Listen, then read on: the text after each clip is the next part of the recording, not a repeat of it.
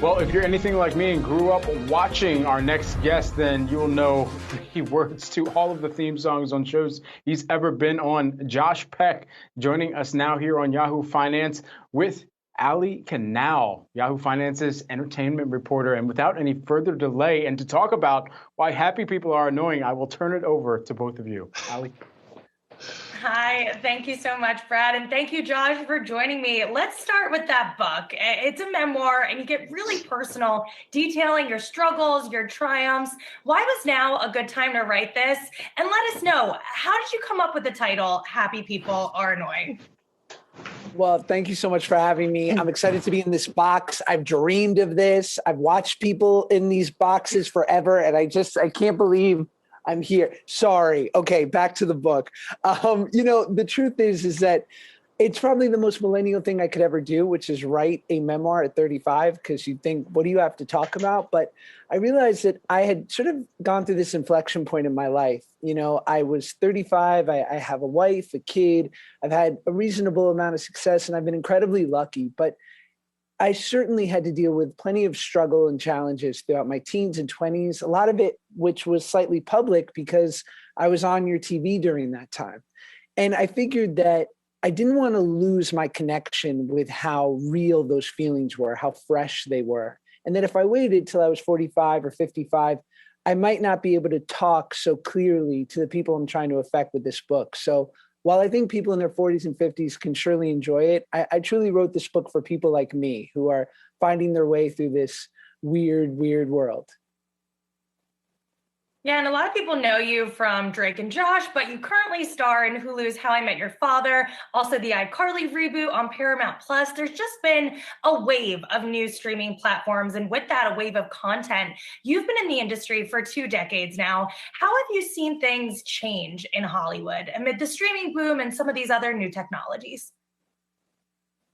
Yeah, I think it trended in a direction in which, look, people wanted to be able to curate exactly what they want at the time that they want it. And something like Hulu or Netflix, Disney Plus, it just allows you to see exactly what you want to see at that time. And I think that's why a show like How I Met Your Father is really working right now, right? It's because it's pulling from the old, it's getting a bit of that nostalgia hit, but it's having someone like Hilary Duff as the captain of the ship, sort of bringing in people's nostalgia while also being so capable of holding her own and being the lead of a show. And I think that, the truth is great content's going to win out no matter where it is. It's no longer where people are tuning in just because of network name brand. It's truly that great content is the thing that's going to drive audiences. And there's never been a richer time for that. And this is interesting too, because at one point in your career, you actually made a pivot to social media. You currently have nearly 33 million followers across your channels. What led to this career shift? And is there one platform in particular that you connect with the most? Well, I think it was born out of necessity. I think there was a time in my career where I was sort of over it, for lack of a better word. I'd had, many opportunities, some of which were great and some of which sort of just fizzled out. I think, but the most frustrating part was this idea of being beholden to the gatekeepers, this idea that it always took a chain of command for me to get a job, be it a casting director, then eventually a producer, director, and then a network person. But social media allowed me to go directly to my audience and bypass the gatekeepers. Early on, understandably, people brought up to me this idea that no one from traditional goes to social media. Now, this was sort of the ideology in 2013 because there were no sort of case studies. But I was aware of the fact that being able to go directly to an audience, create something for them, to know what they like, what they didn't like, and everything in between, that was powerful. And I had a suspicion that ad dollars and brand deals and whatnot would follow because, like I say in the book, no one buys a commercial on the Super Bowl for love of the game. They do it because it has the most amount of eyes. And I figured if enough people were watching my videos on social media, that inevitably, an investment from big brands would come, and it did. Yeah, and talk to me a little bit more about that and gaining that financial freedom through social media. And what advice would you give to other people that perhaps want to do the same thing? We're in such a specific time. I'm lucky enough to do these college talks where I do kind of a moderated Q&A / stand-up act, and just be happy to know, parents, that your tuition is going towards having people like me come to your kids' universities who I barely got out of high school.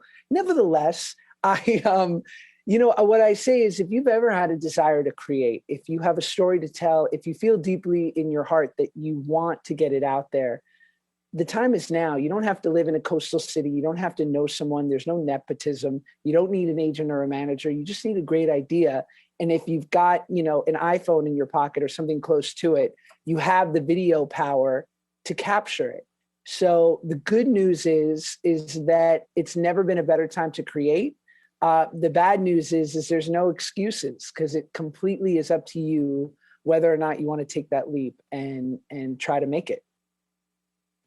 And finally, real quickly here, in your book, you described you and your single mother as, quote, a scrappy startup.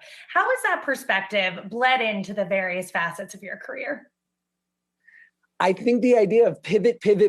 We were kind of scrappy and we were light. I mean, I wasn't light. I was an overweight teen. But the idea that we could easily move around and fly 3,000 miles to go do Drake and Josh when I grew up in New York and moved to LA, or that my mom could support me to be a 9-year-old comedian.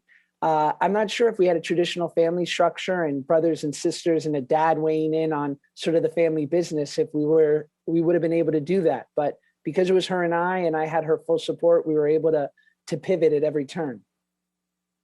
Amazing. Well, Josh Peck, actor and author of the new book, Happy People Are Annoying. Thank you so much for joining me today. And back to you, Rochelle.